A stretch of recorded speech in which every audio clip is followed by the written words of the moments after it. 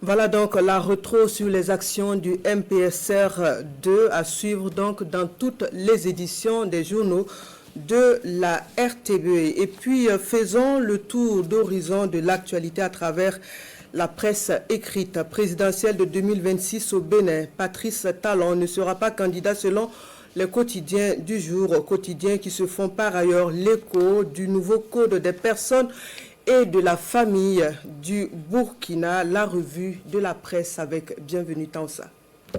L'homosexualité n'est pas la bienvenue au Burkina Faso.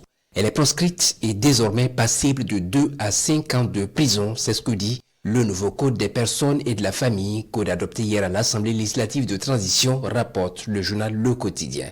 Outre la peine d'emprisonnement, il faut compter les peines d'amende contre les comportements considérés comme attentatoires à la structuration familiale, tels que la promotion des pratiques homosexuelles et assimilées, souligne Sidoya. Et en cas de récidive, relève ce quotidien, le nouveau code des personnes et de la famille prévoit l'expulsion des personnes de nationalité étrangère reconnues coupables.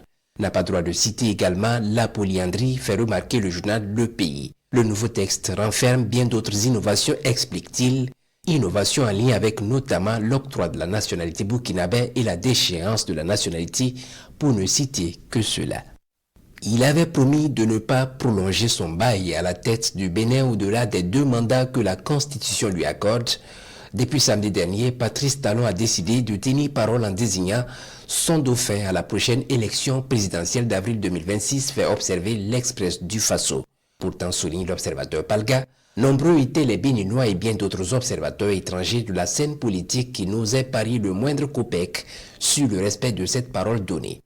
Ainsi, selon l'Express du Faso, le président béninois Patrice Talon sort par la grande porte en respectant les prescriptions de la Constitution béninoise qui limite le nombre de mandats présidentiels à 2, et ce, malgré les couacs qui ont émaillé ces 2 mandats, indique le journal Aujourd'hui au Faso.